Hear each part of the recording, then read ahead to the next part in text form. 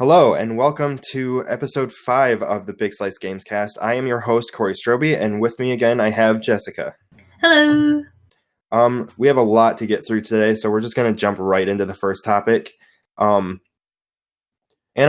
is exploring bankruptcy protection. This is by James Batchelor over at gamesindustry.biz. I forgot to write the date down, but it was sometime Yesterday, this past week. Was it yesterday? I think so. Oh, I think it was updated yesterday, actually. I'm going to just open the article.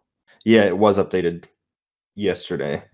Okay, so it says, Annapurna Pictures, the Hollywood firm that owns indie games publisher Annapurna Interactive, is looking into protecting itself from bankruptcy. A spokesperson said, quote, "The Ellison family is in negotiations to restructure their deals with the banks. They remain in full support of the company and are dedicated to Annapurna's future." The site also shared a note from founder Megan Ellison to staff, passed on by a source at the company, which addressed the rumors. She said, quote, "Restructuring deals with financial institutions is not uncommon, yet the process is usually handled without a spotlight on it. Fortunately and unfortunately, people like to write about me and my family. Regardless of whatever comes out in the press, the truth is that we are well on our continued path towards success. There will always be speculation, misinformation, and personal jabs in the press.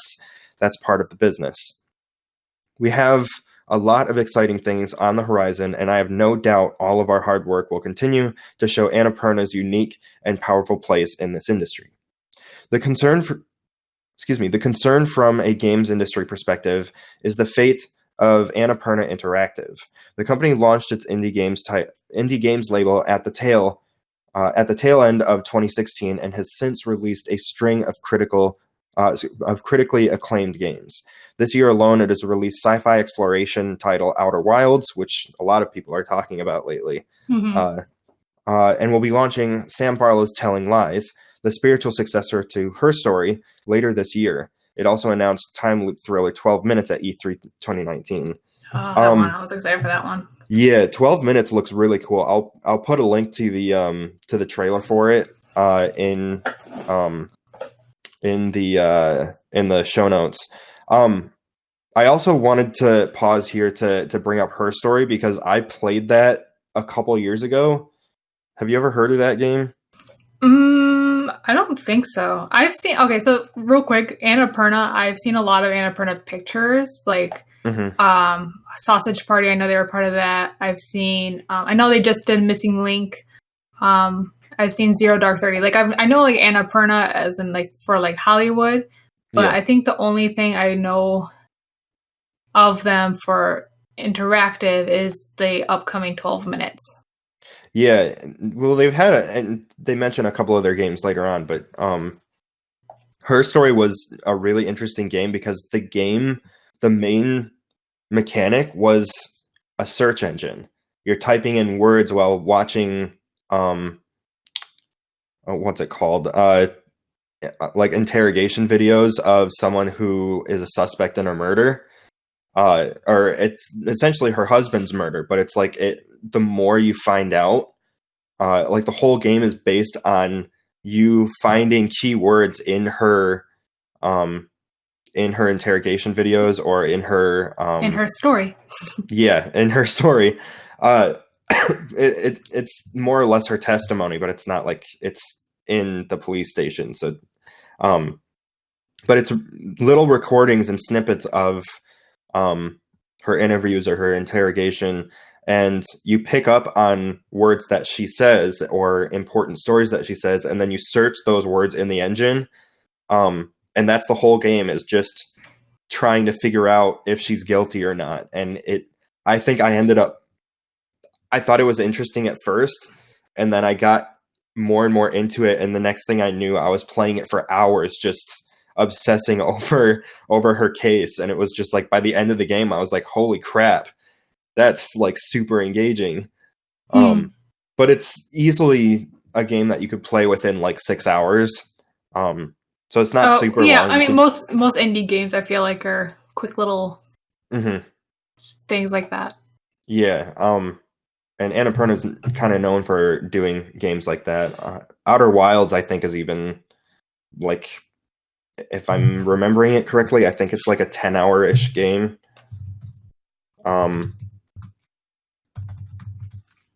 can look it up, actually. So Outer Wilds, it's a little bit longer.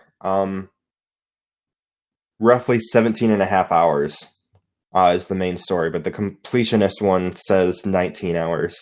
And I looked that up on How Long to Beat. I usually go to that website to look for how long a game usually takes. But so her story was actually about 6-ish hours. I think. I know I played it for so it's about 4 hours. So it's a really short experience. But yeah, it's a really interesting game. I highly suggest anyone listening to this look it up, add it to your wish list or whatever, and if it's on sale, get it and try playing it. It's super fun. It's not super difficult. It's mostly just typing in words. But if you're super into like puzzle games where it's more about like investigating a case and looking up more and more things to sort of figure out, like a mental thriller, kind of. Yeah. That's what it sounds like. Yeah, it's definitely my type of game. But yeah, look that game up. It's super fun. And actually, the year that came out, the woman that plays the suspect won Performance of the Year. Oh wow. And actually she was up against The Witcher 3 for best performance. Because the guy that played Geralt was up for that award too, and she ended up winning it over him. Dang. Which is a pretty big deal because his performance in The Witcher 3 was pretty good. Yeah, it was. Anyway, continuing with the article, Annapurna has previously published Donut County and BAFTA winners Florence, which won the Game Award for Best Mobile Game in 2018, and the BAFTA Best Mobile Game in 2019, and What Remains of Edith Finch, which won the Game Award for Best Narrative and the BAFTA Best Game Award. And What Remains of Edith Finch is actually one of my favorite games of recent years. It's kind of one of those walking simulators where you're unfolding the story as you explore the environment. Mm-hmm. But it has like little mini games that pertain to each of the family members in the Finch family tree. I think that took me like 4 or 5 hours to beat, and I really, really enjoyed it. But the article was updated on August 12th. This would have been yesterday. Which, if you're listening to this, would have been about 2 days ago. It was updated on Monday this week. But it says, Annapurna Interactive has reassured its Twitter followers that the financial difficulties of its parent company will not result in its closure. Last week, the indie publisher, which has emerged to become one of the more interesting companies in a crowded market with releases like Buried Signals, Gorogoa, and Mobius Digital's Outer Wilds, broke its silence first with a meme, and then with a more explicit statement to quell widespread fears that it would close. So the reason why I wanted to bring this up was basically just because I've been following Annapurna a lot lately. They had a feature in Game Informer's. I should have brought this up. But they had a feature a while back in Game Informer's magazine and on their website. I'll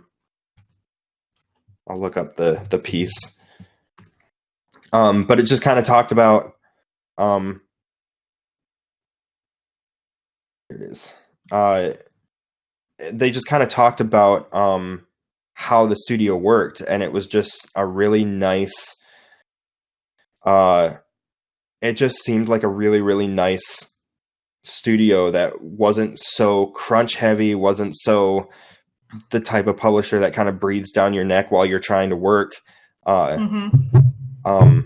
They're a publisher that was built by other developers pretty much. So it's like, or I don't think it was built by other developers, but it's closely run with other developers. So it's like, they're all about like, just work on what you're working on and we'll leave you alone. Yeah. It's the same thing with the Take-Two Interactive, which Panac Games is under, which is Patrice Désilets' new studio. He was the designer for Assassin's Creed. And he's working on the Ancestors game, which comes out next week on PC. But they kind of work the same way, where it's really relaxed, and you have a bunch of these developers working with the budget and no one breathing down their neck. They're able to just work on their game without having to worry about crazy deadlines or unrealistic deadlines. Mm-hmm. And so that kind of drew me to Annapurna. So I've been following them because of that. Yeah. And I mean, just to make a quick note, I mean, they're not filing for bankruptcy. They're just doing bankruptcy protection, which is a completely different thing. For those who don't know, it just basically is like if they were to file for bankruptcy for whatever reason, it would just basically mean that all of their stuff is protected until like the case is closed. So like nobody would be able to take anything from them, basically. So it's kind of to protect them from corporate repo man, pretty much. Yeah, basically. So yeah, I mean, they're not saying like crap, guys, we're out of here. Because I mean, even with their meme, they're like, we good. Yeah, so they're not like out of here. They're just protecting themselves. That's all.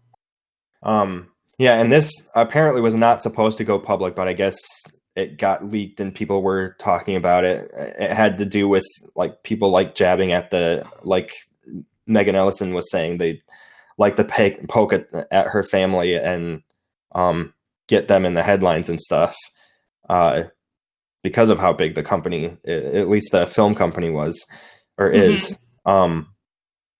So this was not something that was supposed to go public. It was supposed to be handled, under the hood while things are being taken care of. But then it got into the public, and obviously she had to make a statement and quell everyone's fears. Just be like, no, we're not filing for bankruptcy. We're just looking for ways to protect ourselves from any damages if that were to happen. But we're gonna be just fine. Especially with how many hits the game studio has been throwing out constantly, or not throwing out, but putting out constantly, they're going to be fine. I mean, with a game like Florence and with a game like What Remains of Edith Finch on their, I guess their company resume, I don't imagine that they're going to go anywhere. No, and plus, I mean, people, myself included, were freaking out over the 12 minutes at E3, so... Yeah, I was actually something to look forward to. I don't remember if I was in the room when that got showed, but I was in. They had so there's this thing at E3 called the E3 Coliseum, where it's like throughout the week they have more and more talks and panels and stuff. And this year they had a few big ones. They did a Rocket League thing where Rocket League talked about like they were doing a bunch of stuff for the summer. So I was in there for that. I was in there for the Todd Howard and Elon Musk talk, which was pretty wild. I'm sure it was. Yeah. The whole place was packed, but that was a really cool one. And then they had a panel for 12 minutes, I'm pretty sure. And now I don't remember if I was in the room for that or not. Oh, maybe they didn't have that. My bad. But I do remember seeing... It's like... It was a very busy week, so now I'm forgetting which ones I was in the room for.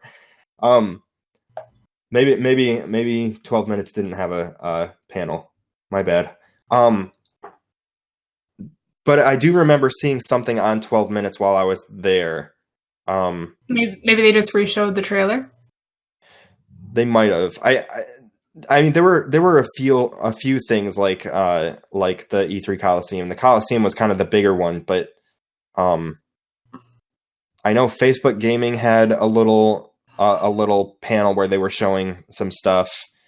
Actually, you know what? I wonder if it was at the GameSpot stage, because they had their stage like in the middle of the show floor, so like they had a charging station too, so you could just kind of chill out by the GameSpot station while they were doing talks and stuff. And I think I was charging my phone during the 12 minutes talk. I know I was at one of the 12 minutes talks, but yeah, 12 minutes, I'm very much looking forward to that. That looks really awesome. Yeah, it's basically like a scary Groundhog Day, and you gotta like save your wife, right? Like, I don't remember. All I know is that it's like you have to do something within a 12-minute, like a literal 12-minute time limit. right. And it starts over each time, but the more you play through it, it's like, I think the whole point is to stop what's going to happen. And because from the trailer that I remember, it's like the husband and wife or girlfriend, whatever they are, the couple is sitting at like, dinner, and then there's like a knock at the door, and then suddenly like, people are like coming in, like shooting them up, and a whole bunch of stuff like that. And then like he wakes up and it's like the whole date's all over again. And it's like kind of like this whole mind boggling, like, okay, what do I need to do? What's next? And then maybe you figure something out and then something else happens, and it kind of just becomes a butterfly effect. I think that's the whole point too, is not only the time loop, but the butterfly effect. So I'm very excited. I love games like that. I'm already getting goosebumps just thinking about it. I'm excited to play it. Yeah, so that's another... Gotta save this couple's life. Yeah, that's going to be another Annapurna title that makes a big splash. But after playing What Remains of Edith Finch, it makes me really curious to play a bunch of their other games. Like, I want to try Outer Wilds. I want to try... I have Florence. I just never got around to playing it. I think that one's a mobile... Yeah, that one's a mobile game. But but I want to play that one. I'm probably going to play that this weekend or something. And then I'm keeping my eye out for 12 minutes. But yeah, I'm really looking forward to that one too. Yeah. Okay, moving on. So this one's kind of interesting. DayZ refused classification in Australia after 5-star game submission.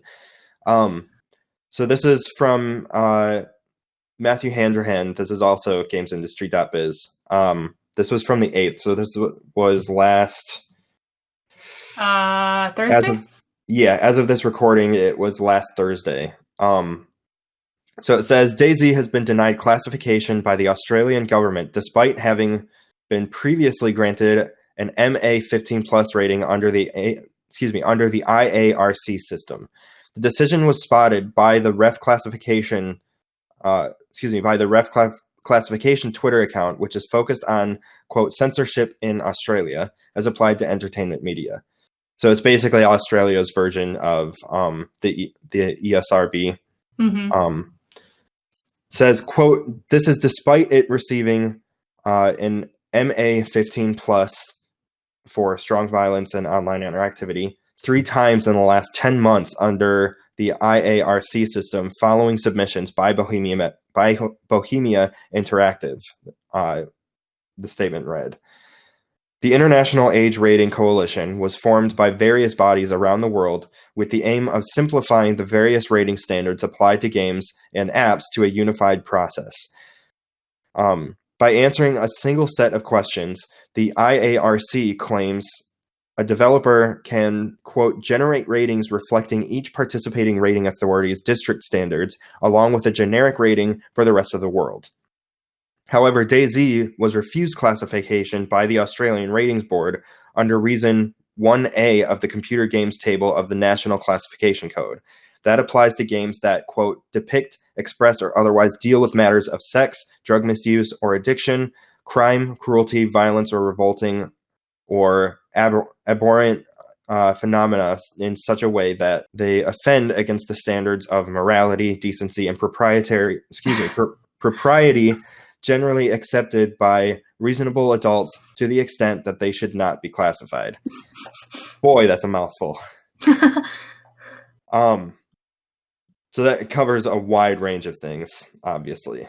I think that's a lot, yeah. Yeah. I think I had to take a breath like 3 times reading that.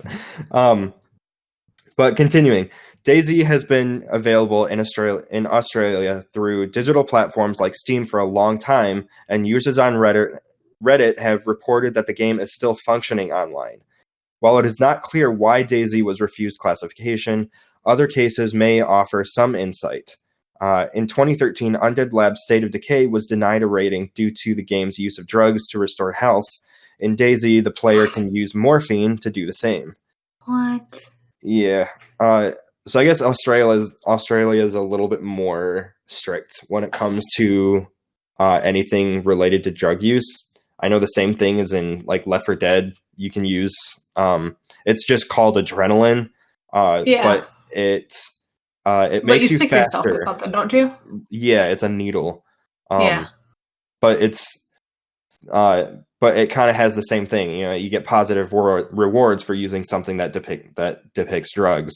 The thing is with Left 4 Dead, it was never like named anything other than just adrenaline. And pills were just pills. So it was pretty generic. So you could get away with that a lot easier than this.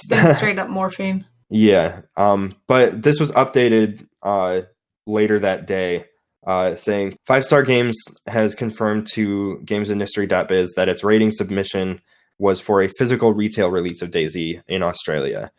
So I think their physical sales laws might be a little bit different than their online sales by the sounds of that.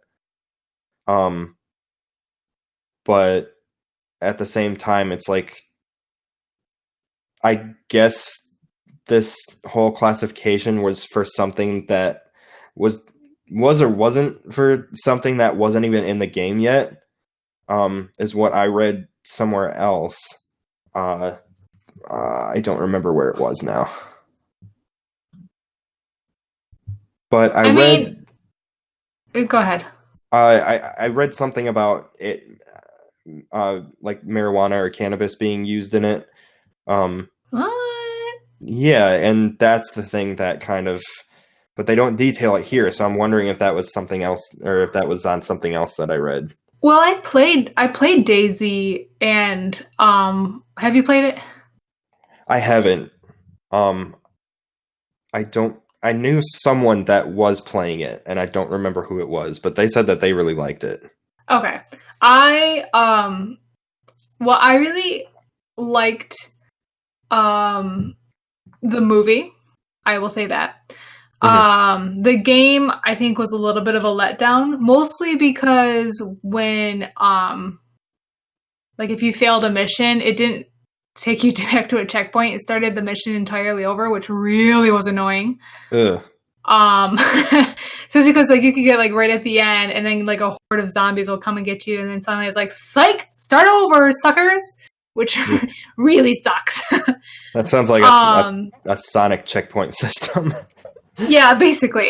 But I mean, I don't remember anything about marijuana. I mean, there is talking. Like a lot of times, there's the people that you're playing are talking to like scientists or the government, kind of like over a radio. And so, I mean, it's possible that they might have discussed it, but there's never a point where you're like, oh, look, I found, indica, whatever, blah, blah, blah, growing over here. Let's pick a strain. And it's not like that. It's like, I mean, and even with the drugs in general, like I'm pretty sure you just get a med pack. I don't think they even call it anything. I think it's just a med pack. Oh, okay. So with that, it's not like it's saying you found morphine. Like which they might explain earlier in the game. I'm still trying to remember because I played each mission a bunch of times, but I still don't really remember it breaking down into like what you're putting in your body. Oh, you know what? Cannabis is the thing that wasn't added to the game yet. That's okay. I'm on the DayZ Gamepedia. It's essentially the DayZ wiki page, but it says, I'm reading it straight from that website. It says cannabis is a plant crop in DayZ standalone that was found in the files of 0.58 experimental. It has not yet been added to the game, and it is not yet known what its functions will be. So it's basically someone found it. Someone probably found it data mining. But it's like it's not in a playable version of the game. It's basically hidden away in experimental files, development files. Okay. So that thing that I read before, I don't have it in the actual topics list, but I want to say that it was an IGN article. It was either IGN or Kotaku. I know that for sure, but I'll put whatever the article is in the show notes so that anyone listening to this will be able to read what I'm talking about. But they were talking about how, like, I guess one of the reasons why the ratings board or whatever, the IARC, the Australian one, they blocked it because or they refused the submission because of the use of cannabis in the game. But the whole dispute was that it's not in a playable version of the game yet, and not even confirmed that it will be. So it's like they're being refused submission over something that's not even in the game, essentially, which is pretty unfair, and I'm pretty sure it goes against that. I don't know if it goes against it, but it shouldn't be rated based on something that's not even in the game. Just because it's in some of the development files and a data miner could probably find it, it's not functional. Right. At least not to anyone's knowledge, as far as I know. But it's like... No, I mean, like I said, I played like every mission over and over and over because it makes you. Yeah. and I don't remember ever seeing anything about cannabis, so... Yeah, so I don't even know if it's going to end up in the game. It might have been something that they were just experimenting with, because it was labeled as experimental. So it might have been something that developers were playing around with and probably aren't even going to use. Yeah. Especially now, probably, if this ends up happening. It is interesting, though, that Australia is so against using stimulants or, medications for like basic, for like, so like whether it's State of Decay, DayZ, whatever, you get bit by a zombie and you like, you use something to try and fight against it. So basically it's venom in a sense, right? What does every single freaking living thing in Australia have? Venom. Like, it just seems a little silly, but I mean, I don't know. And like I'm pretty sure the whole place is run by spiders, so it's fine. Yeah. But I mean, like, yeah, on the whole venom thing, I think like 9 out of 10 of the most poisonous most poisonous snakes in the world all live in Australia. Basically anything that can kill you lives there. Yeah. Even kangaroos can kill you. They'll just kick you right in the freaking face. Oh yeah, it'll take, I think, even not even a fully grown kangaroo, one kick to the chest will kill you. Jeez. Yeah, it basically caves in your chest. Yeah, they are not to be messed around with. But yeah, so probably more on that whole DayZ thing next week if it unfolds a little bit more. It sounds like it's going to go quiet after that. Probably. I don't think it's been updated since. I haven't actually looked at the article since the 8th. No, it hasn't been updated since the 8th. So if more comes out about that, I'm sure we'll bring it up next week. Yeah, that's kind of the gist of kind of the shorter topics. But it's been kind of a hectic week in the industry. I didn't want to talk about this at first, but this whole Walmart thing kind of blew this out of proportion, and I kind of wanted to talk about it a little bit. Yeah, I mean, we don't have to go into political, but we'll talk about it a little bit. I'm not gonna go into my own political views. Just kind of more or less stating the facts. So over the week, Walmart pulled down like violent video game demos and displays. So this is an article by Rebecca Valentine over at gamesindustry.biz. And this was basically pulled right when all of this was going down. It was a long night Friday. But this was actually from last Thursday, I think, Thursday night. But so this is Walmart taking down violent video game demos and displays. It says Walmart employees are reportedly being instructed to remove signage, demos, and displays for entertainment products, including video games, that include violent or aggressive imagery in the wake of a shooting this weekend that occurred at a Walmart in El Paso, Texas. Waypoint Vice reports that a number of employees have taken to social media to share a notice given to them this week instructing them to remove, quote, any signing or displays that contain violent images or aggressive behavior. One example shared on Twitter specifically mentions, quote, video game display consoles that show a demo of violent games, specifically PlayStation and Xbox units. They're also told to cancel events promoting combat or third-person shooter games, avoid showing violent movies or hunting season videos, and remove any product referencing combat or third-person shooters. Walmart appears to be taking these actions following 2 recent shooting events in or near its stores. The first shooting took place on July 30th at a Walmart in a Walmart in South Haven, Mississippi, where an employee killed 2 co-workers and injured a police officer before being arrested. The second took place on August 3rd at an El Paso, Texas Walmart, where a gunman killed 22 and wounded 24 before being taken into custody. The latter is believed to be the author of a manifesto published online ahead of the shooting that included racist diatribes, hate speech, and white supremacist beliefs. Following the El Paso shooting and another shooting in Dayton, Ohio over the weekend, President Donald Trump has suggested that, quote, gruesome, grisly video games may be at fault for the events despite no evidence suggesting a connection. Both the IGDA and the ESA have issued responses noting the lack of evidence linking video games to violence and noting that while video games are played worldwide, the U.S. is unique in its frequent mass shootings.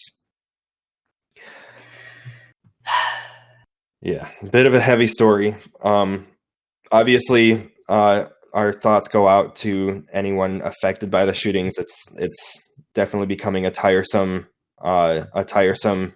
loop in this country. I think this is like it's basically become normalized, which is just absolutely disgusting. Yeah, it is becoming a little bit more normalized. Like back what in Columbine was the first back in the 90s, I think. Yeah, the first really big one that got into the headlines was talked about for weeks afterward, and this one it's been not even a week, and it's not in headlines as heavily as, everyone's talking more about the elections and stuff now. Right. I mean, it's still being mentioned and stuff. It's just it's not being covered 24/7 anymore. Right, and I'm sure it'll be used in debates as well since it is a political year. Yeah, but yeah. Yeah, because the primaries are what, in November? Yes. I know they're coming up because it is the year just before the new presidency, but the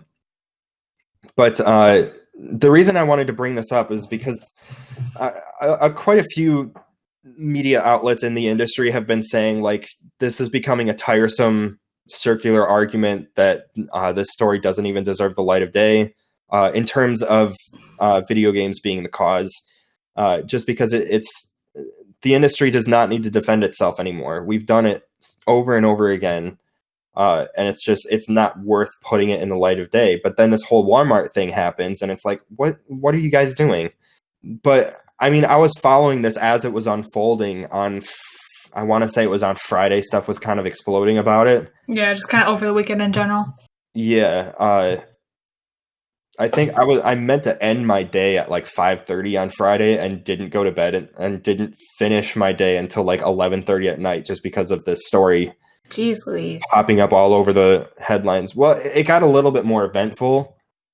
And I'll get to that article after kind of talking about this, but I think it's interesting because Walmart, they're pulling down more stuff than just video game related stuff. It's all media. They're shutting off like hunting videos. They're shutting off. Yeah. They're pulling down advertisements for like violent movies as well. So it's not like they're not doing it just video games. They're doing it, all across that kind of media. But I think. But you want to know what they're not taking down? Gun displays. They're not taking down the gun racks. Yep. It's interesting because there was actually I should have saved this article. They made a quote. I want to say it was a Games Industry Get Biz article too. I don't remember if I actually have it in here, but there was a quote. They apparently questioned Walmart on their gun policy because if they're taking down. And I'm not gonna. I just want to be clear that no, I'm not. I'm not an expert on what's causing all of this.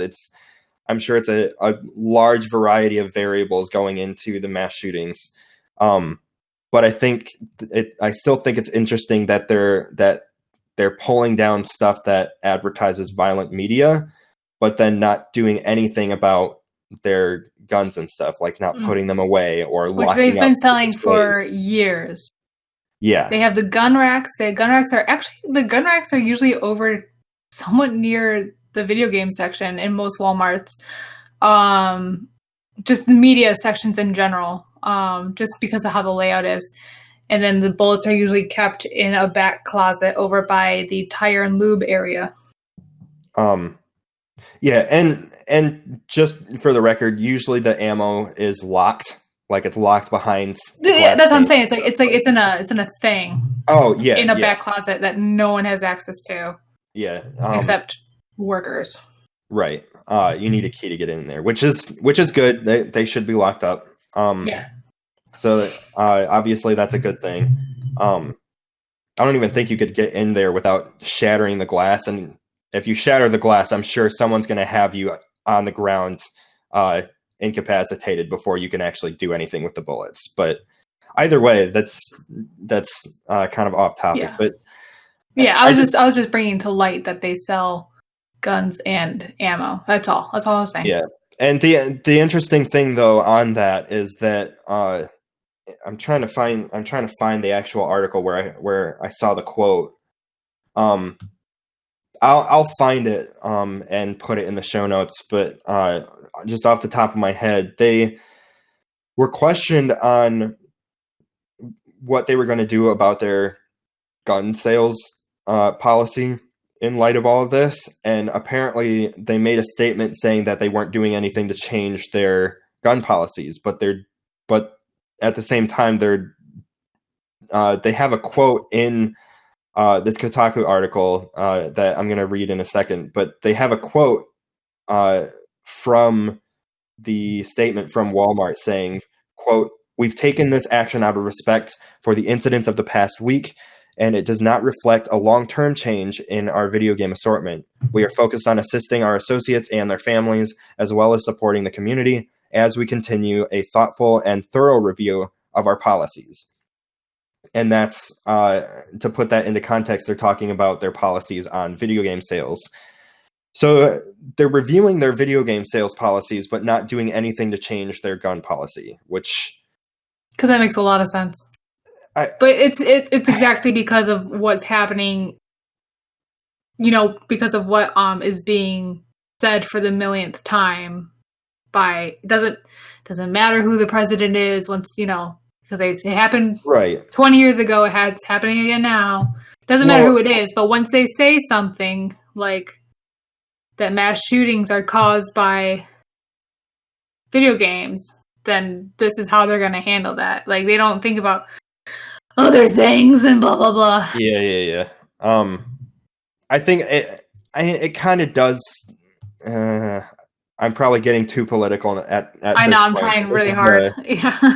I was about to take it a step further for a second, but I think it does matter who the president is. I mean, who's in the office right now, I think, is kind of a part of just the misinformation. You're gonna pull it out of me, Corey. Don't do it. That's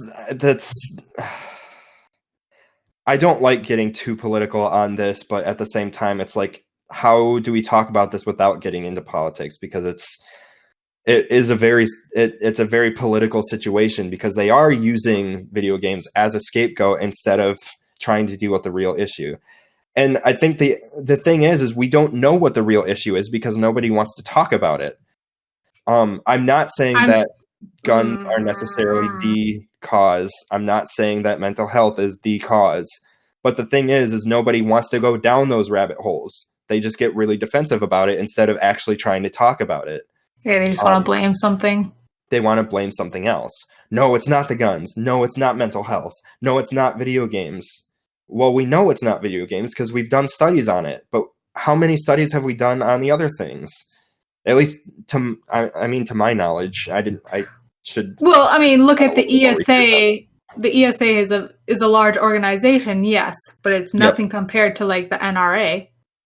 Yeah, they have quite a bit more of a financial backing than the ESA does, but at the same time, tons and tons of studies have been done to try and find a link between real life violence and violent video games, and no credible study has found a reliable link between the two. If anything, most studies usually come out that violence has declined since video games, usually, right? Yep.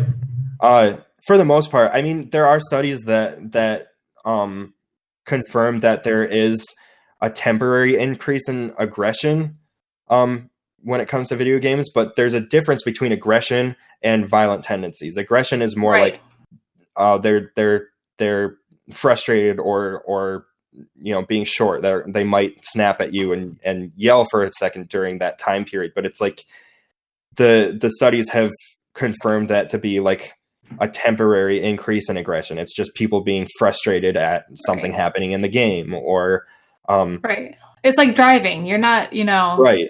You're not going to get out of the car and shoot somebody. Right, exactly. You get road rage, and you might yell obscenities at the person behind or in front of you, but that doesn't mean you're going to slam on your accelerator and drive into them. At least not any normal person, or not normal. Any what's the word? No one who is in their right mind, right, or for the most part mentally sound. Someone who doesn't have any. I don't want to offend anyone, but right. Well, that's what we're just there's the microaggressions versus violence that basically. Right. I think the study that I read the other day I should have put it in the I'll put it in the show notes, but there was a specific study that I actually read on it that defined that increased aggression is violent tendencies more toward not violent, aggressive tendencies more like deciding to put really hot sauce in someone's tacos just because you're pissed off at them or something. Right. Which has nothing to do with any violent tendencies. I think that part was actually also in Adam Ruins Everything. He has a little video about it too. I think that was in there too.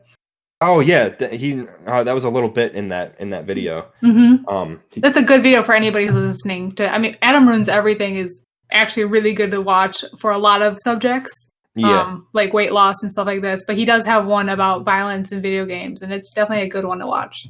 But yeah, it does. It's not like a strictly one-sided thing. Like, oh, video games don't cause any aggression. It's like, well, there are studies that say there is microaggression increases, but it's not even close to any violent tendencies. Like, you're not going to go. Yeah, it's basically videos, basically like purely scientific videos. Like it's it's not like political in a sense. It's just showing the facts. That's all. Yeah, Adam Ruins Everything. I'll put a link to that video in there too. But it is a pretty sound video, and it is it's a more fun video that still states the facts. Mm-hmm. Which is because he puts a lot more fun into it. Yeah, it's a lot more fun than reading the actual studies. But I'll put one or two of the studies actually in the show notes as well. But yeah, so increased aggression is not the same thing as violence. And all of the studies that I read make that very clear. When we're talking about increased aggression, it is not the same thing as violence, at least defined in psychology terms or academic terminology. Aggression and violence are two different things.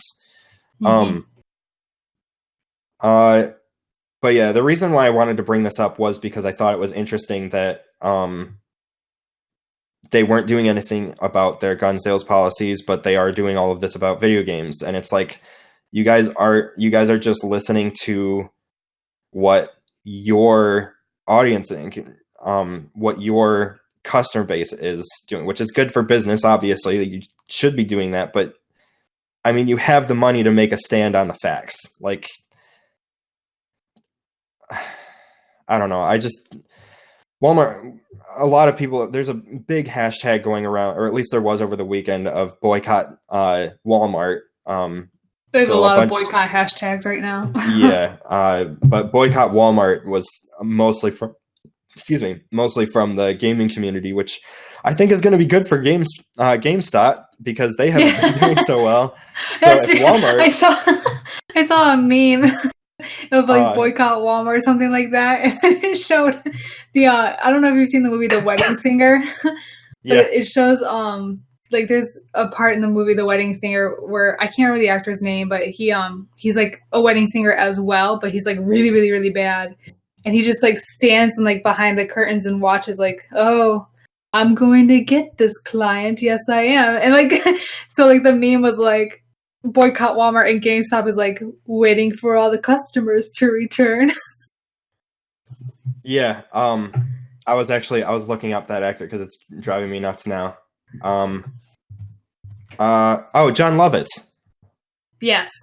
Yep. But I know the exact meme that you're talking about, and anyone watching the video version of this, I'm gonna have that meme up, because it was really funny. But yeah, I think that's one positive thing that can come out of this.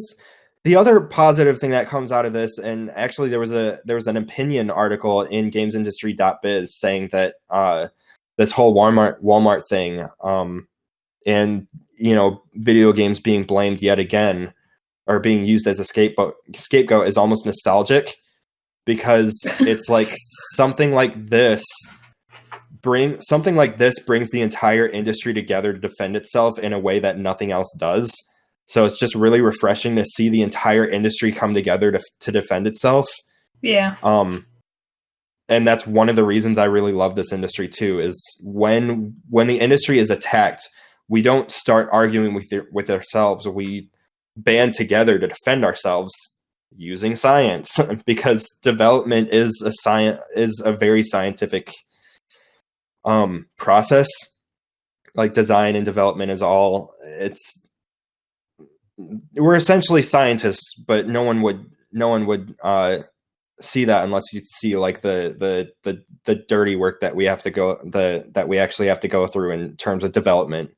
But and by dirty work, I mean like getting your hands dirty and some really time-consuming processes. But either way, it is really refreshing to see the entire industry come together in order to deal with something like this. But a little bit more on the topic, I think, it was on Friday.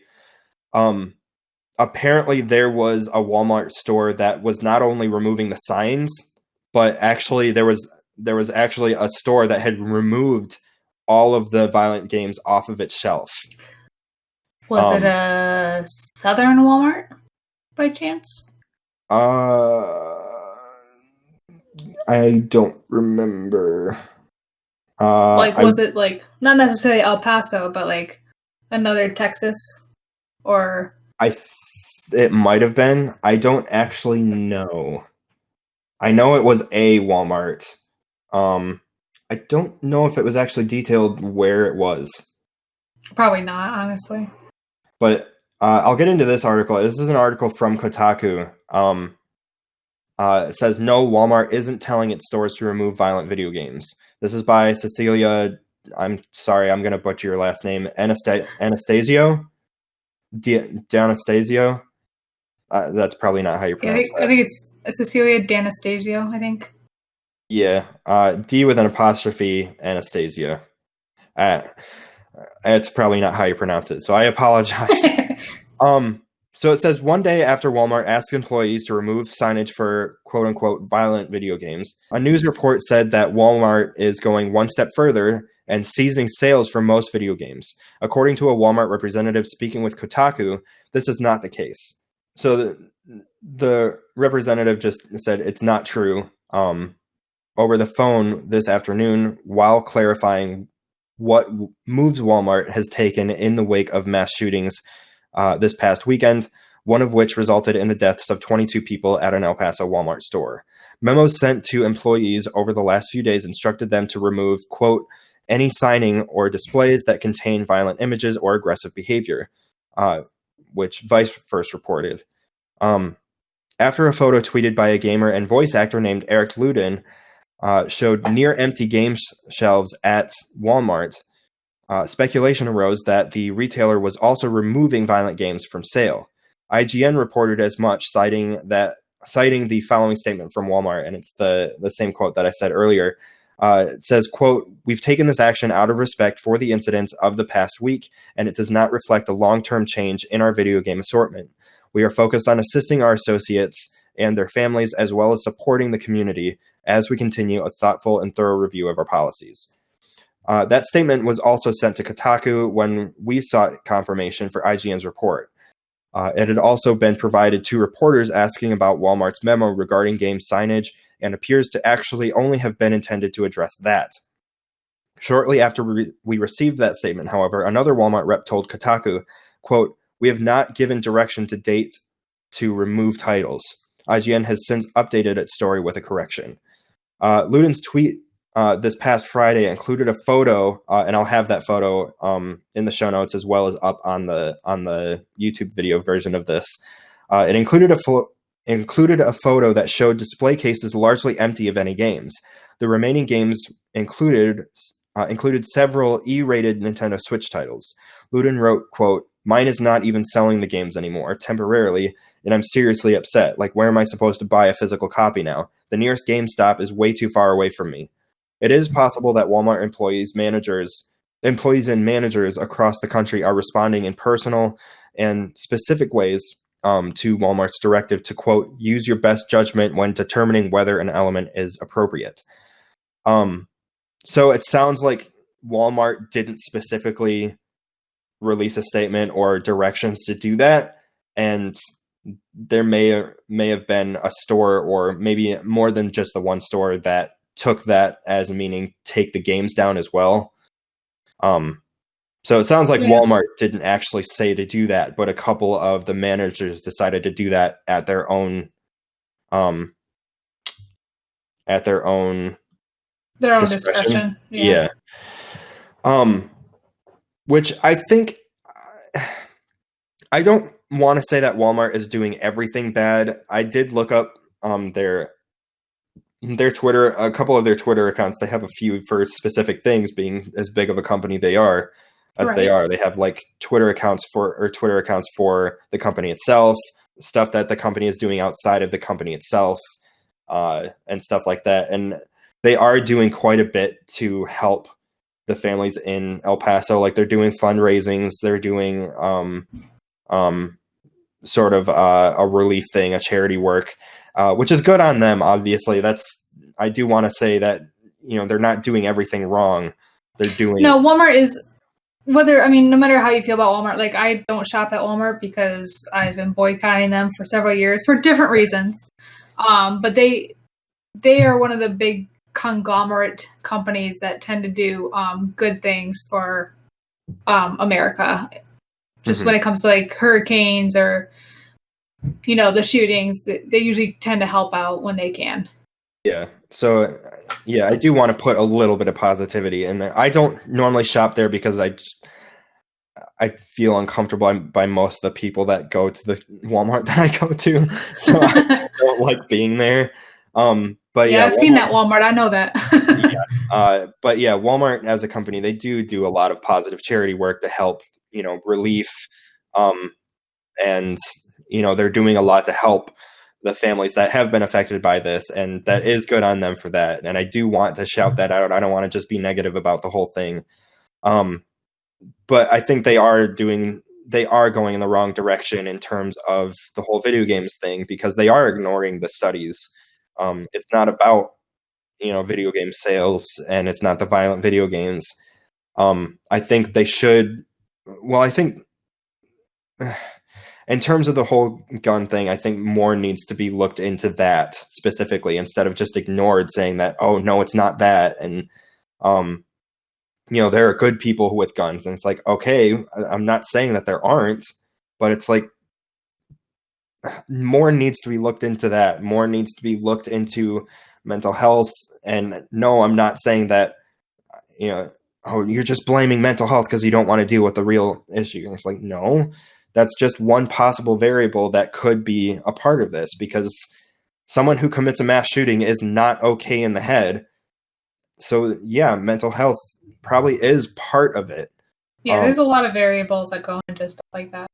Yeah, and the fact that, accessible mental health care isn't easily accessible right now. So it's like, okay, there's people who are very, very mentally unstable to a point of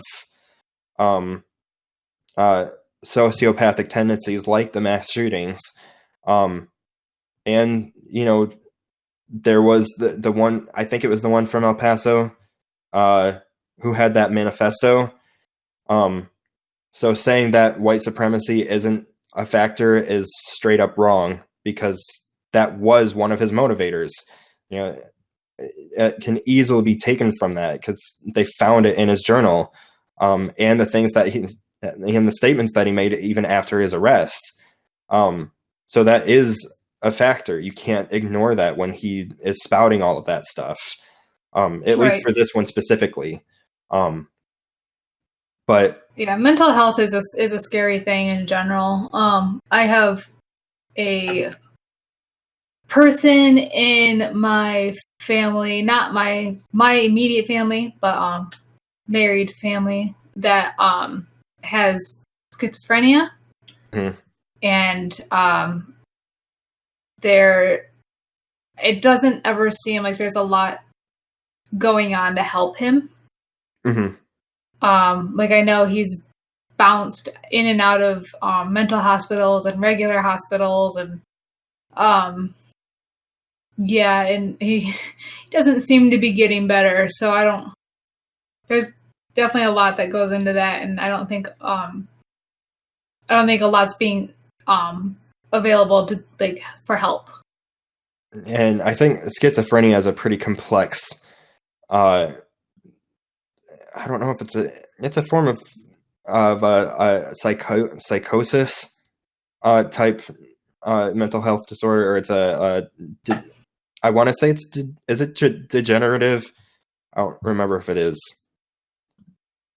I don't know too much about it, because I kind of we cut off a lot of communication with that side in general, so I don't really know too much.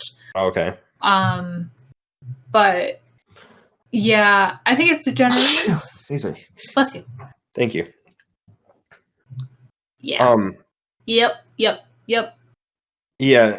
I just know that, like, I spent some personal time with him when we picked him up from one of the mental hospitals at one point when he was released, and that was a scary time. Yeah. Anyway, back to the topic at hand. I think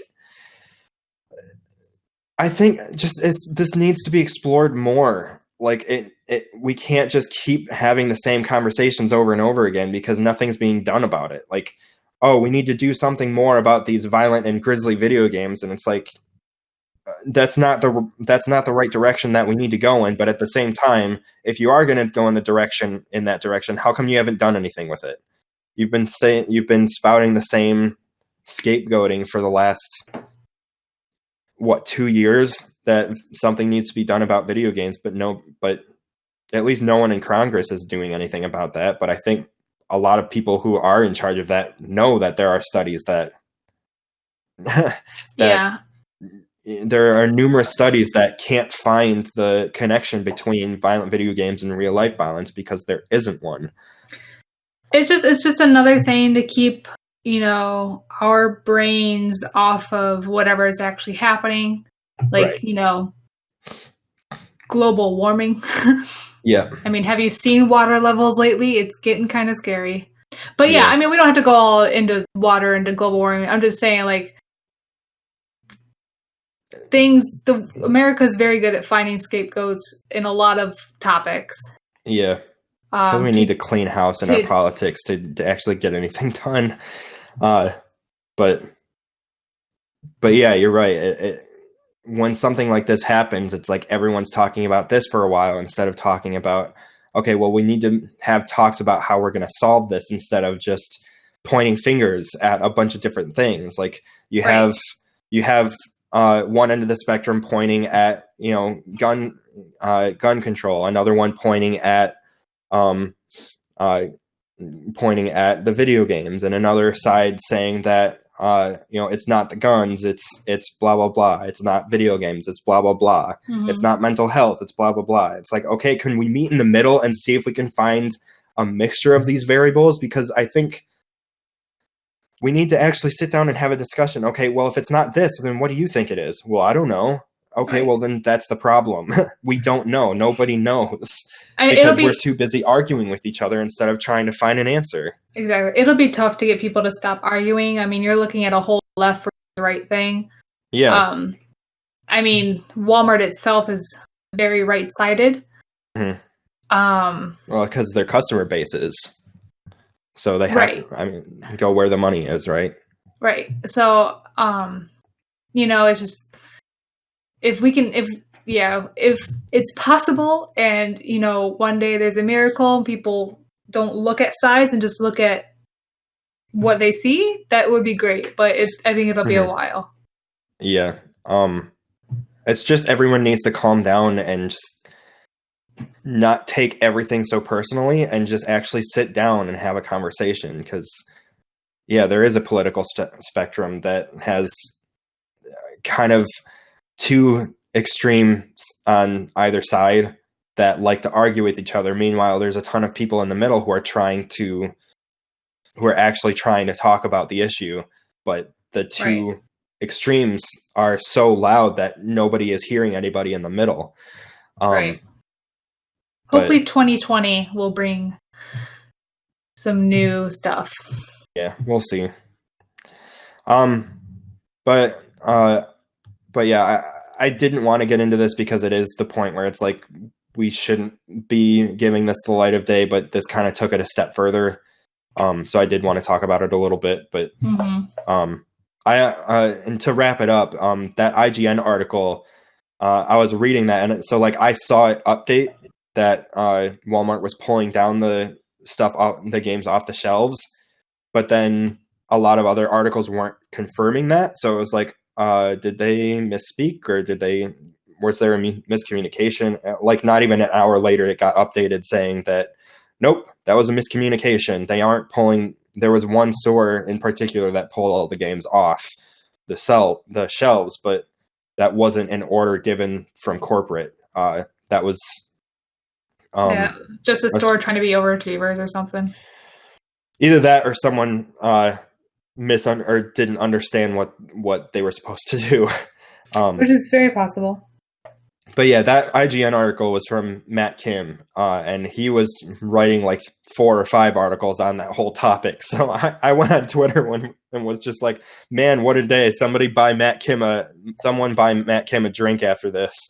And then he liked the tweet. So I thought that was funny.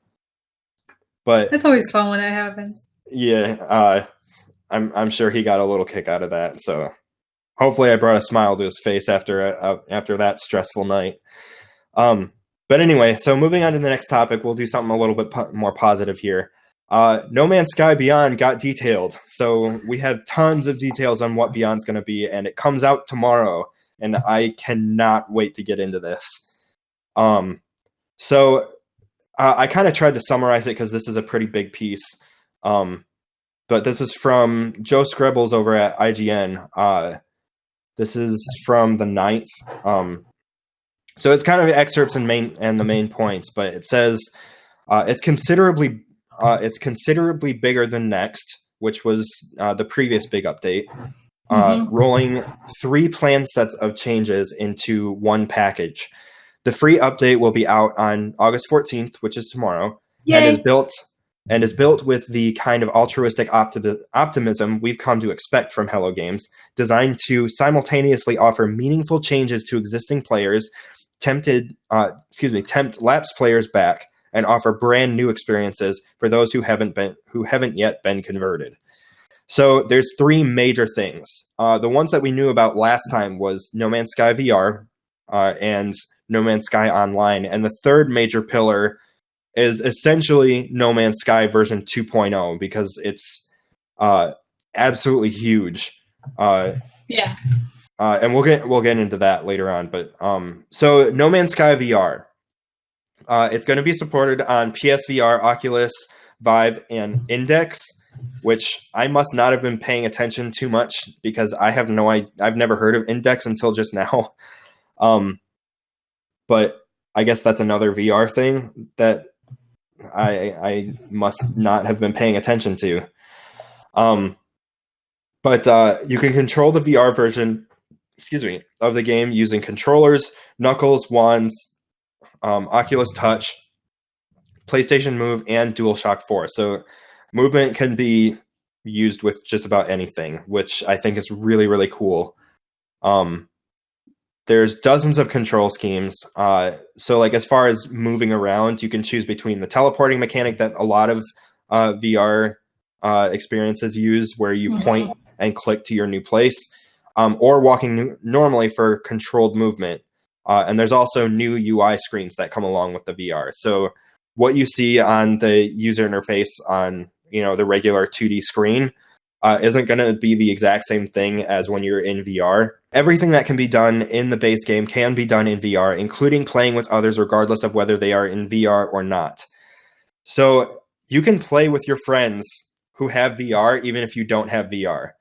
The only difference is I think Joe put in there that one of the disappointing things is if you're in VR, you can't fist bump your friends who aren't in VR. Which is actually in the article. I didn't put it in the notes, but I thought that was kind of funny.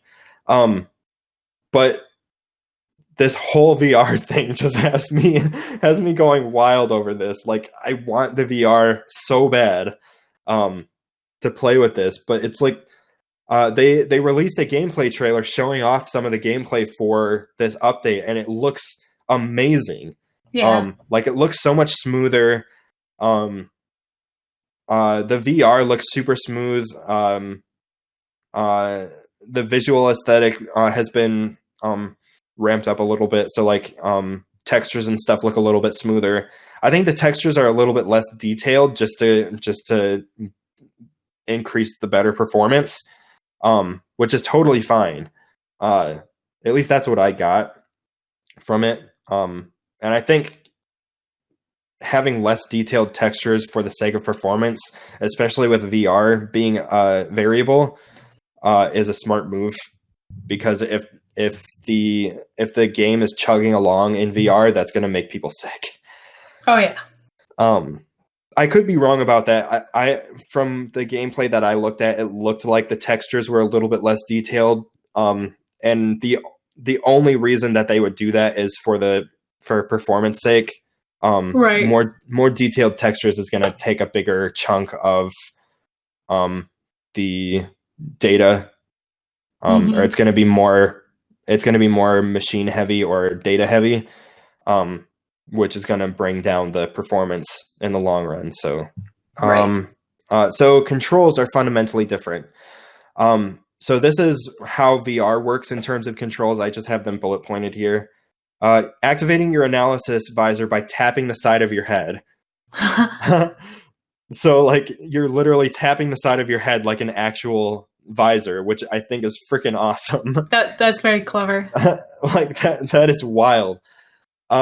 You navigate menus by physically prodding at holographic displays that wink into existence out of the back of your space gloves. So like the UI is literally you put your gloves out and like there's holographic displays on your hands or something like that. I didn't actually see what that was. It sounds like a Blade Runner kind of thing. Okay, yeah. You can also physically punch plants to mine the carbon from them. So like if you don't feel like plant. apparently that was something that Joe Screbbles, who did this whole detailed article on it, or this whole feature, he wanted to do that, and one of the developers was just like, go ahead, you can actually do that. And then he started punching the plant and it worked. It just I want to try this so bad now. The last point for VR was it says that interactivity is key. VR in No Man's Sky isn't a gimmick for just looking at pretty things. Instead, it's a full third perspective in which to play the game, alongside third-person and first-person TV views, and with all the attendant changes that takes to develop. Just like those modes, you might switch between them at a whim, just for a change of pace, or let's face it, to stop sweating up your VR headset. That you have that option and that it's such a viable one is Hello's real achievement here. So you can easily switch back and forth between VR and regular TV view without switching files or anything. It sounds like it's just an option in your menu or something. You can just switch between VR and the regular game, which I think is pretty wild. It could be like whatever the same mechanics they use for Nintendo Switch between going on TV and the docking. Right. Only it would happen in game rather than on the hardware. Oh, right, well, I guess it would. I guess it would be part of the hardware too, because you do have the VR helmet. Because the helmet, yeah. So that might be what it is. Maybe like once the helmet's on, maybe, I don't know. I've never actually played VR, so I don't know. Neither have I. The only VR I've actually played was when I was at E3. I went to a development workshop just outside the city, or not outside the city. It was still somewhat downtown, but it was it was a ways away from the actual downtown area. But it was HTC doing some development tools stuff, and they had some in development eye tracking tools for the HTC Vive, and it was just a Unity development workshop. So my first experience with VR was actually testing out new tools. That's cool. And it was an eye tracking tool. So it's I'll talk about that at another time, but that was my first time using VR. And then we did, while I was there, the group that I was with, we went down to the Void, which is like a VR park experience thing, and they had a Star Wars experience there, and it was pretty wild. So that was like my first time using VR, and it was life-changing for me. Because it really does feel like you're there. Like when you have the helmet on, it's like you have the same sort of your depth perception is the same as it would be in real life. Not like what you would see on like a 3D TV. So it's crap. No, okay. I wear glasses, so that was a joke. I mean, I wear glasses too, so I'd have to wear contact in the helmet. Oh, the helmets don't work with glasses? They do. It's just they're a pain in the butt. Okay. I think PSVR. I think it was PSVR that was more developed for like if you have glasses on, it's not a big deal. Okay. You can easily comfortably wear that. I think more of the heavier ones are a little bit harder to wear glasses with, but either way, okay. I'm sure that there's options to adjust the depth. I'm sure there's variables that you can mess with so that even if you don't have your glasses on, you can change like the depth perception or whatever, or the focus of it, kind of like with binoculars. Mm-hmm. You can change sort of how you see it. So hopefully, I don't actually know if that's a thing or not. Like I said, I've only tested it on that, but either way, you can still wear glasses in the helmet. It just might be a little bit more uncomfortable with the glasses on, but you can still get it on your head. So yeah, that's kind of the details with No Man's Sky VR, which I think is pretty wild. The other one, or the second thing, is No Man's Sky Online.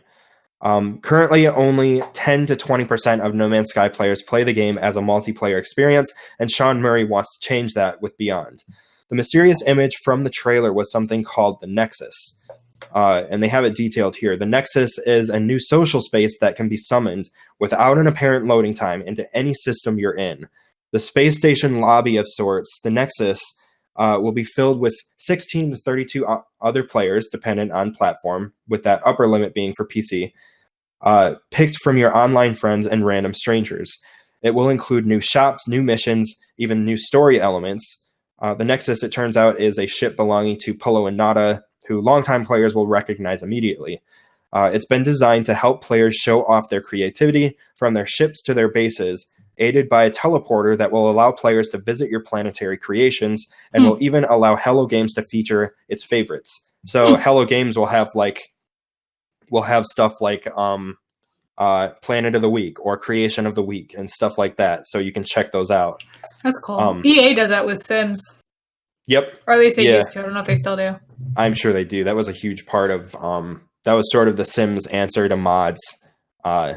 Everyone can create their own houses or families and stuff, and just throw them into the Sims servers or whatever. Same thing with with Minecraft as well, different servers and stuff. Yeah. I think.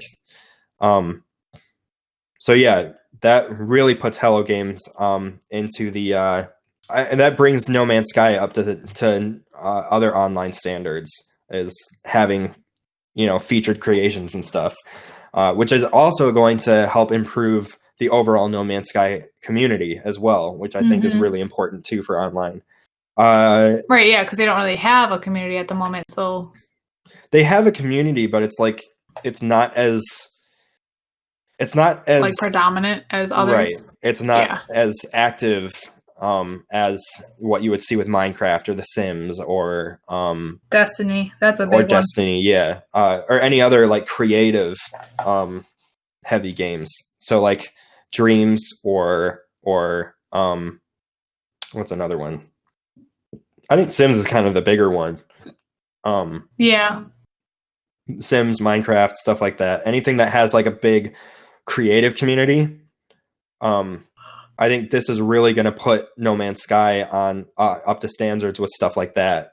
I mean, like I said, it had a community, but it wasn't as active and big as anything with like a creative community, like a creative spectrum, or not spectrum, a creative sort of pocket in the community, which I think No Man's Sky really needed, and now it's getting it. It continues saying, Murray's at pains to say that No Man's Sky isn't becoming an MMO, but he has a useful alternative touchstone, Destiny. Apart from Murray constantly saying that Hello has added quote-unquote fire teams when the game calls them groups, there are other comparisons. The Nexus acts as No Man's Sky's version of the Tower, for instance, but on a broader level. This game is also nabbing Destiny's gentle sway from lonely play to co-op with strangers. If you land on a planet with other players, where other players are exploring, they'll just be there. If there's a community event on a specific planet, that 16 to 32 player limit will still be in effect, making things a touch more crowded than we're used to from No Man's Sky. If you want to head out together, you can organically make a group in the Nexus, take a new multiplayer mission, and exit into the same system with little to no fuss, which sounds like it's going to be really awesome. Yeah, I mean, as long as it all works out well, sounds like it should be good. By the sounds of it, I think it's going to be pretty smooth. I have no idea how the launch of it is going to be. If it's bigger than they expect, then the launch might be a little rough, but give it a week or two and they'll have it fixed up, I'm sure. Yeah. It might take them a little bit longer because they are a smaller team, but I would say if it does have a rough launch, give it a month. Give them a month to kind of tweak it and stuff, and it'll be perfect. Right, because if you haven't touched this game in a while, waiting a month is... it's not that bad. Like, mess around with it, and if you do have problems with connectivity or anything like that, report it respectfully. Just say, hey, I'm having this problem, or hey, and just be patient. Yeah. They'll work on it. Go back to episode 2 of our podcast if you want. Yeah. Or whatever that was. Was it? It might have been episode 2. I don't even remember now. But toxicity among developers. Just don't be an asshole. Yep. But yeah, if it is a rough launch, just give them a month to kind of tweak things to adjust for the activity, and it'll be golden. But obviously, I think most people will be patient because you can see how much Hello Games is delivering on their promises now. So if they say that servers are a little bit rough right now because of the launch of Beyond, give us a month time or so to tweak everything, and everything will be fine. You know that they're going to deliver on that promise, even if it takes a little bit longer than a month. That they're going to be working on it. Mm-hmm. So you just have to be patient. And then No Man's Sky version 2.0. This one's a little bit more development heavy. This is kind of just a list of a bunch of small tweaks. But it says, the final, most mysterious pillar of this update is actually a stack of smaller updates. So many, in fact, that Hello Games is choosing to take the step of upping No Man's Sky version number. As a marker of the size of this undertaking, Murray tells me to look at the change list for the next update, which I'll link in the show notes and in the YouTube description. It's pretty big. It's long, comprised of almost 250 bullet points worth of tweaks and additions. Beyond's list is apparently almost twice as long. And these are more like small little updates. Like you might see like adjustments made to this specific texture, or a plant, or or a specific type of plant, or this algorithm was updated slightly, and it's just all a list of a bunch of smaller things, but it's a long list of smaller things. Yeah. Continuing, that's a good thing. Yeah. Continuing, the idea here is that Beyond shouldn't just represent an enticement to potential new players, but sate those who've already played for hundreds, even thousands of hours. Their requests might be smaller in scope than the 2 other pillars, but are made more meaningful by the sheer weight of the time played. If you've had a little issue with the game, Hello Games hopes to have fixed it by Beyond. The community-focused approach to fixes and additions is why, at first glance, the slice of Beyond's change list I'm shown is almost hilariously varied. There's the fundamental stuff, the new galactic map, brand new alien races, more accessibility options. There's also some small-scale, very specific stuff. And these I actually got excited about because these are tiny little things that just make the immersion a little a little bit deeper. Mm-hmm. So like you can now sit in chairs. Nice. NPCs walk around freely instead of just standing in place. So that brings a little bit more life to the NPCs and make the simulation a little bit more immersive. There are now recipes to make, but those weren't actually detailed. I'm sure we'll be able to explore that a little bit more. It might be something like Breath of the Wild, where you just kind of have to figure out the recipes too. Yeah, it could be that. You could probably find recipes and stuff. And then the other interesting thing is that alien creatures can now be ridden, farmed, and even milked. It's the best! And this really is like a community thing. Like, hey, like Hello Games, what if you could milk the animal? Or what if you could milk the aliens or farm them? And they're like, okay, we heard you. We'll see what we can do. Yep, you can literally farm and milk the animals now. Or the aliens, I guess. Like, I am excited for this game now. It's pretty exciting, like, because you could, like, build your little hut or whatever. I mean, however big you end up making it. And then, like, make a little pasture. Yeah. Like, you can just make a farm now if you want to. I think that's awesome. It's interesting because the way that I've been playing this is I've sort of been, like, a loner who's just going out and exploring. And then I ended up becoming a business. Like, I have my own freighter and, like, 6, somewhere between like 6 and 8 other or smaller freighters that go out and do missions and make a ton of money. Every time I send my ships out, I make like 10 million units or something. Jeez. Yeah, so money is never a problem in No Man's Sky for me now. But I've never gotten into the building or anything just because I don't really play with any other people. But now it's like I want to get a bunch of people together to play this and like just go crazy with it. Mm-hmm. Like build a crazy farm or even a functional city, which apparently there's more stuff. Like, I don't know if I actually got it in here. Yeah. Here, I'll read this next part. One of the most exciting elements is the expansion of base building, not only allowing you to make bigger but more complex structures. There are industrial elements for automating resource production, not to mention logic pieces that will allow you to build smart structures, not unlike Minecraft's Redstone. When I walk into Hello Games' gameplay room, a group of devs is playing a version of Rocket League they've built on an abandoned moon. It's clearly pretty malleable. So it's like there's so much more you can do with this that it's becoming as creator friendly as Minecraft is. So it's like, imagine Minecraft, but you can go out and explore a fucking universe. It blows my mind what No Man's Sky is becoming tomorrow, or today, if you're listening to the episode on the day that it comes out. When you're listening to this, the update's already out, but like I cannot wait. Like I might just disappear the rest of the week. Well, I can't because I have to edit the podcast and work on the video for it. But it's just insane to me how much this is changing. Like I can't save my excitement from this.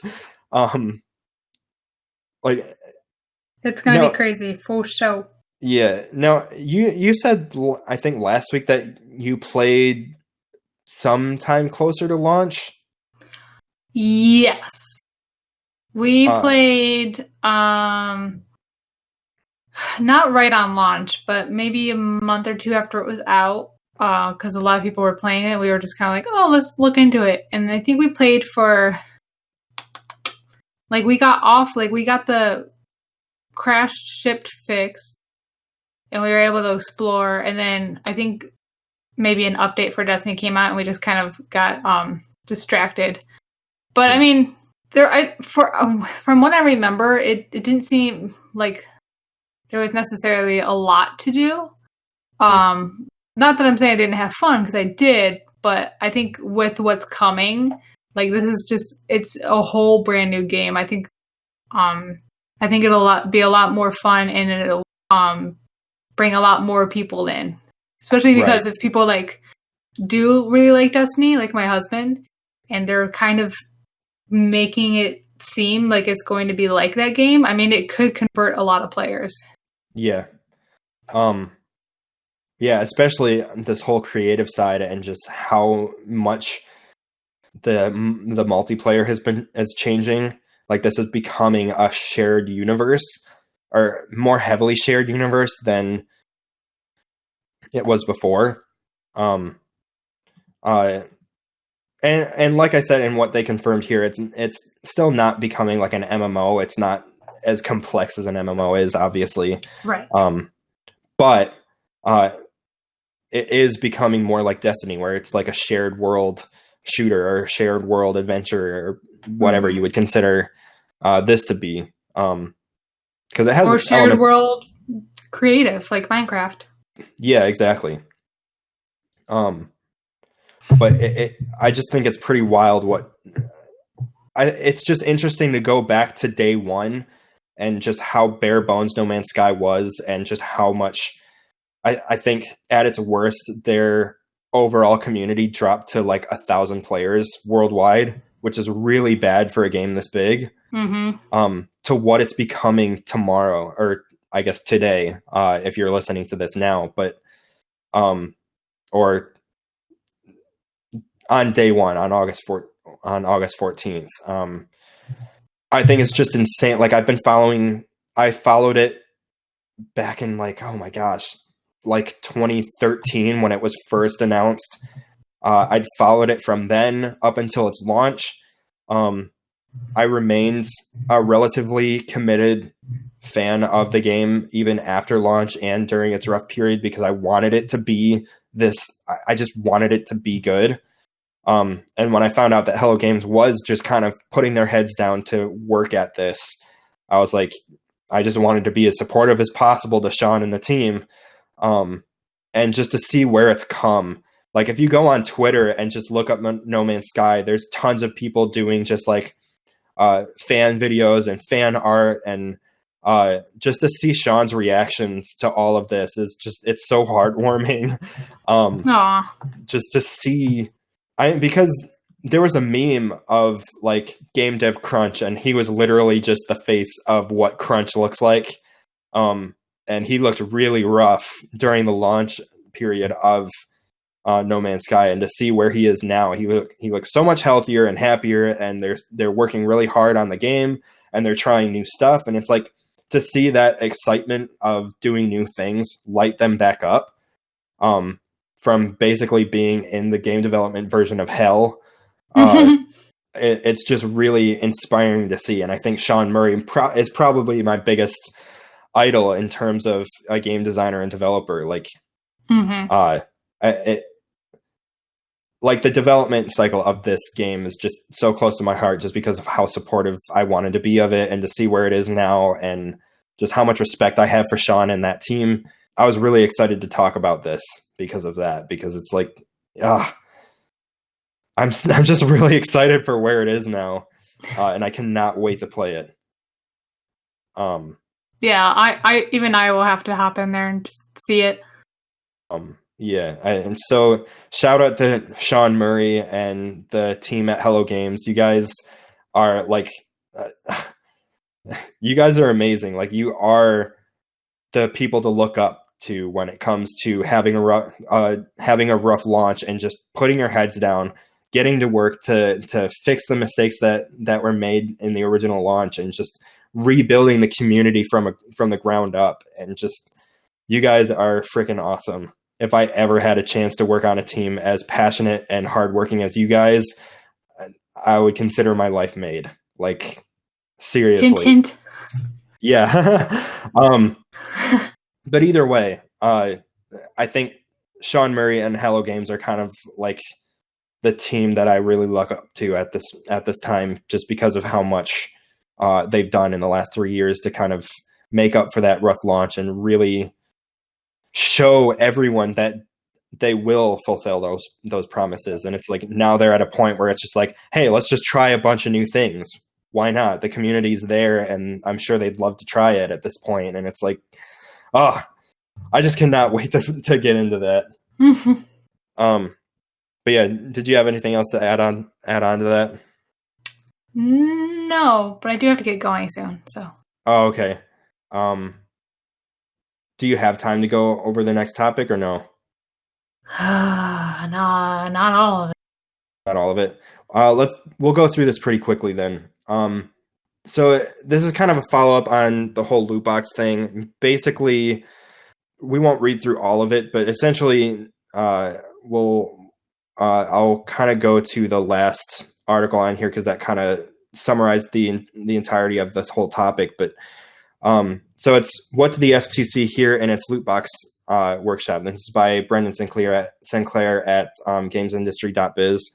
It says, as promised, the Federal Trade Commission is looking into loot boxes. Today, the U.S. regulator held an event titled Inside the Game, Unlocking the Consumer Issues Surrounding Loot Boxes, quote, to inform regulatory priorities as well as industry and consumer guidance.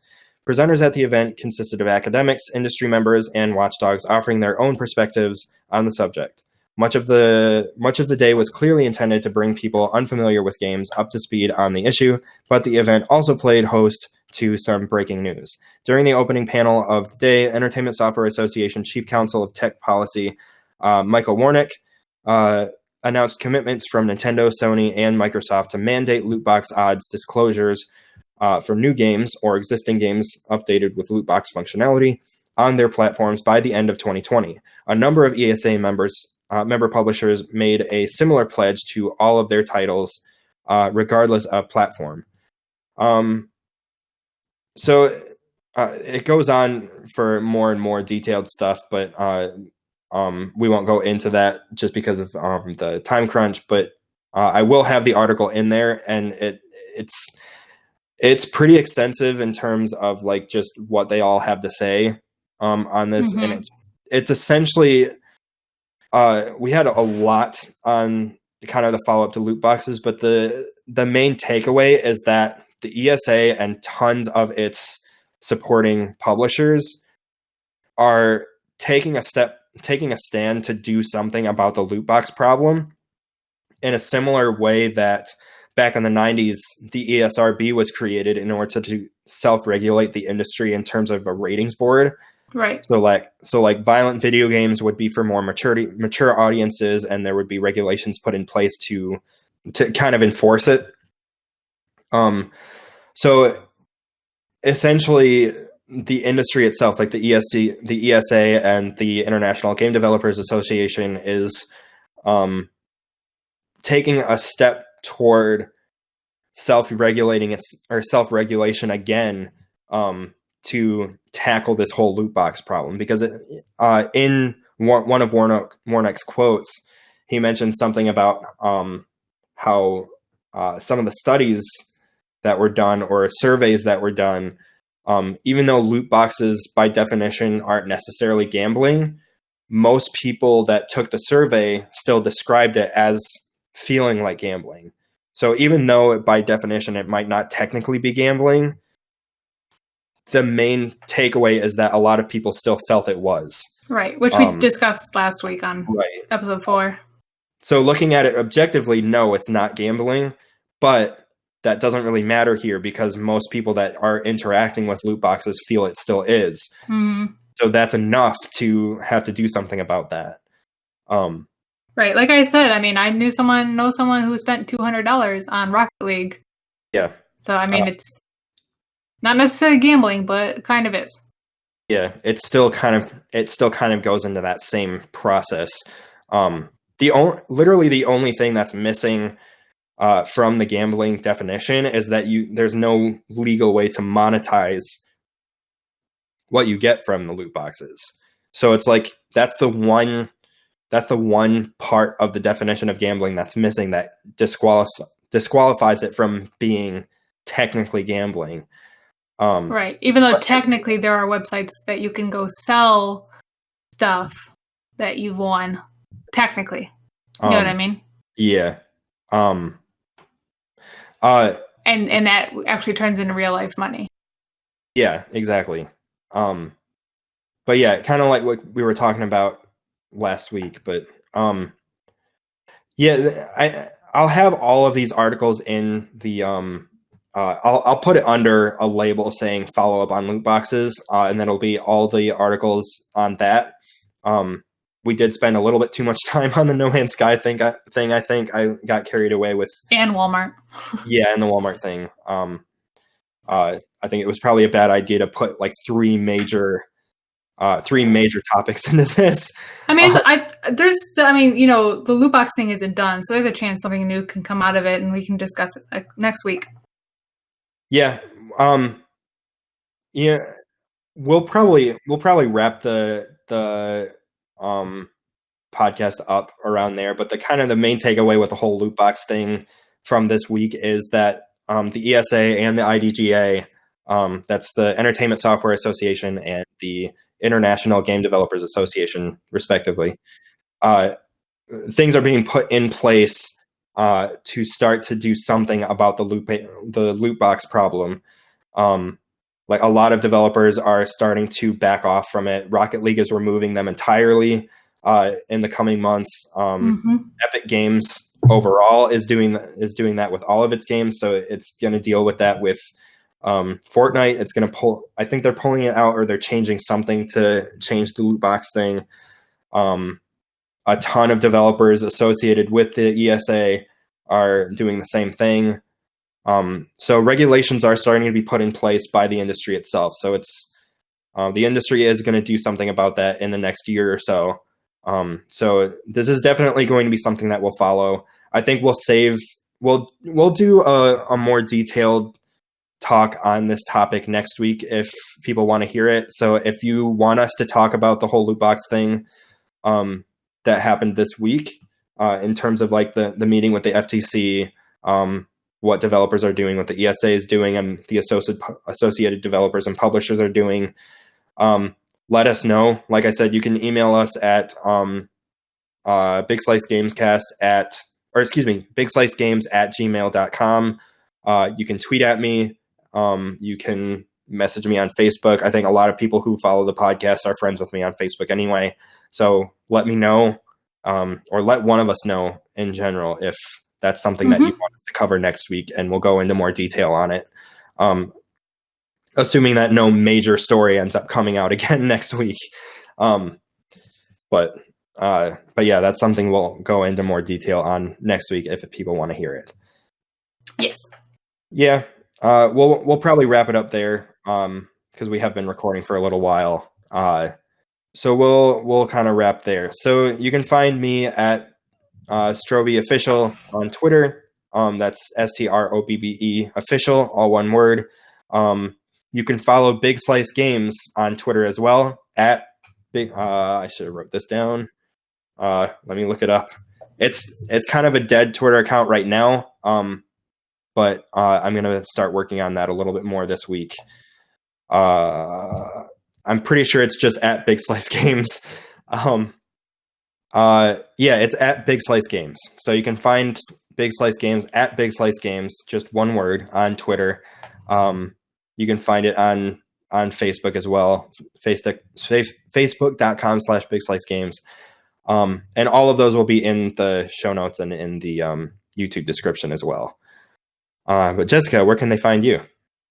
You can find me on Twitter if you want to reach me personally. It's Phoenix Lee JS. Or if you want to check out any of my photography stuff, you can check out all social media handles.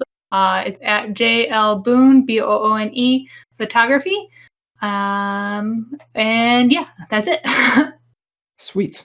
If you enjoyed the podcast, go ahead and give it a like, comment, subscribe wherever you're listening to it. And thank you so much for listening. Thank you. Bye.